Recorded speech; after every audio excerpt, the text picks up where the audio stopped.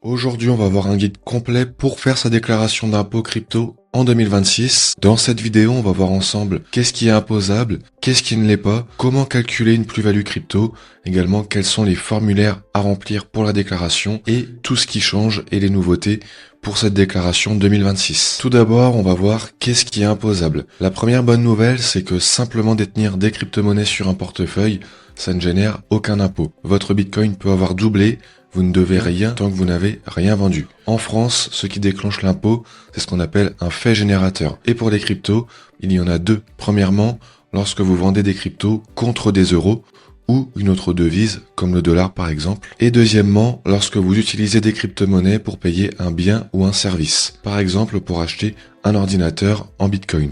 Maintenant, on va voir les opérations qui ne sont pas imposables. Tout d'abord, échanger une crypto contre une autre crypto-monnaie, passer du BTC à l'ETH par exemple, ce n'est pas imposable immédiatement. On parle de sursis d'imposition, c'est-à-dire que l'impôt est différé mais pas supprimé. Vous paierez lorsque vous convertirez vos crypto-monnaies en monnaie fiduciaire comme l'euro ou le dollar. Également, convertir vos crypto-monnaies vers un stablecoin comme l'USDC, pareil, ce n'est pas un fait générateur d'impôt. Et lorsque vous achetez des crypto-monnaies avec vos euros, aucun impôt non plus. Et le fait de simplement garder vos cryptos sur un portefeuille sans faire de mouvement, aucun impôt non plus. Maintenant, on va voir comment calculer sa plus-value en crypto-monnaie. Car en effet, le calcul de la plus-value sur les cryptos est un peu particulier. Contrairement aux actions, on ne calcule pas juste le prix de vente moins le prix d'achat. Pourquoi ? Car vous avez peut-être plusieurs crypto-monnaies dans votre portefeuille et quand vous en vendez une partie, il faut tenir compte de l'ensemble du portefeuille. Voici la formule officielle de calcul. La plus-value est égale au prix de cession moins, entre parenthèses, prix total d'acquisition fois prix de cession, le tout divisé par la valeur globale du portefeuille. On va donc faire un exemple concret. Imaginons qu'on ait investi 1600 € en crypto au total. Notre portefeuille vaut au moment de la vente 3000 € et on souhaite vendre pour 600 € de crypto-monnaie. Le prix de cession est donc de 600 €, le prix total d'acquisition 1600, la valeur globale du portefeuille 3000 €. La quote-part de l'acquisition sera donc de 1600 fois, entre parenthèses, 600 divisé par 3000, ce qui nous donne 320 €. La plus-value imposable sera donc de 600 moins 320 égale 280 €. Dans cet exemple, vous seriez imposé sur une base de 280 € et non 600 €. C'est pour ça que connaître le coût d'acquisition de votre portefeuille est fondamental. Concernant les moins-values et les seuils d'exonération, autre bonne nouvelle, c'est que si vous avez réalisé des pertes dans l'année, vous pouvez bien sûr les déduire de vos gains. On additionne tous les gains, on soustrait toutes les pertes et c'est le solde net qui est imposé. Et si ce solde net est inférieur ou égal à 305 €, vous êtes alors totalement exonéré d'imposition.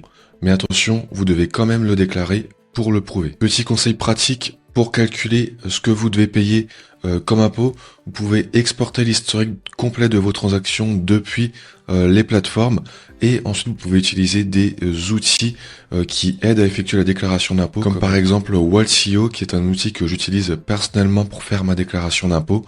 Vous trouverez en description de cette vidéo un lien de parrainage pour avoir une réduction sur cet outil.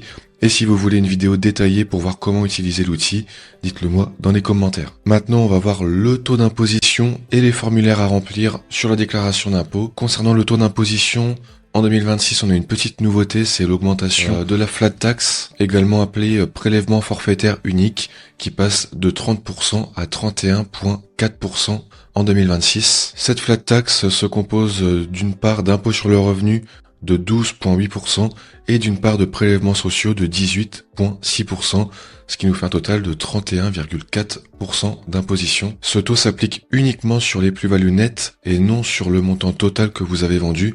Dans notre exemple de 280 € de plus-value, l'impôt serait donc de 280 fois 31,4%, ce qui nous ferait environ 87 € d'imposition. Autre nouveauté de 2026, vous pouvez désormais choisir d'être imposé au barème progressif de l'impôt sur le revenu à la place de la flat tax. Si vous êtes dans une tranche basse, ça peut être plus avantageux. Un comptable ou un simulateur en ligne peuvent vous aider à trancher sur ce choix. Concernant les formulaires à remplir, vous avez 3 formulaires à utiliser sur impôt.gouv. Premier formulaire, le formulaire 3916 bis, qui permet de déclarer vos comptes à l'étranger. Donc si vous avez un compte sur une plateforme de crypto-monnaie hors de France, vous devrez utiliser ce formulaire. Ensuite, on a le formulaire 2086 qui sert à déclarer vos plus-values crypto. Donc si vous avez réalisé des sessions en 2025, même sous 305 €, vous devrez utiliser ce formulaire. Et enfin, le formulaire 2042C, qui est le formulaire de déclaration de revenus. Et enfin, une autre nouveauté pour cette déclaration 2026, c'est la directive DAC8. Depuis le 1er janvier 2026, la directive européenne DAC8 est entrée en vigueur. Et concrètement, ça signifie que toutes les plateformes crypto opérant dans l'Union européenne sont maintenant obligées de transmettre automatiquement vos données à l'administration fiscale de votre pays. Quelles données sont partagées avec le fisc? Votre identité, le solde de vos portefeuilles, le détail de toutes vos transactions, que ce soit achat, vente, conversion ou transfert, et également vos paiements en crypto pour des biens ou services. Et toutes ces informations sont ensuite échangées entre les administrations fiscales européennes. Autrement dit, si vous habitez en France et que vous avez un compte sur une plateforme basée en Lituanie ou aux Pays-Bas par exemple, les impôts français peuvent maintenant avoir accès à vos données. Enfin, on va maintenant voir les risques en cas de non-déclaration ou d'erreur de déclaration. Donc concernant les oublis, notamment avec le formulaire 3916 bis qui serait non rempli, ce serait une sanction de 750 € par compte non déclaré et 1500 € si le solde a dépassé 50 000 € dans l'année concernée. Concernant les gains omis avec bonne foi, on aurait 10% de majoration sur l'impôt dû.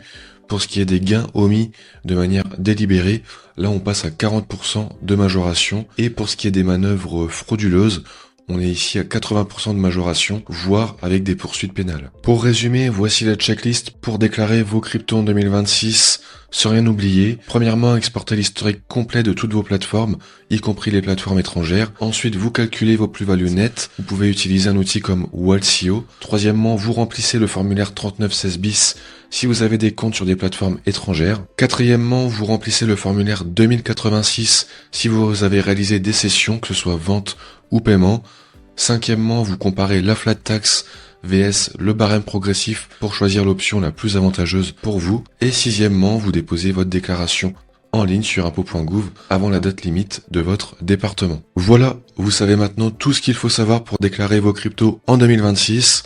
Ce n'est pas si compliqué une fois qu'on a compris les principes de base. Si cette vidéo vous a aidé, n'hésitez pas à mettre un pouce bleu et à vous abonner si ce n'est pas déjà fait. Et je vous dis à plus pour de nouvelles vidéos.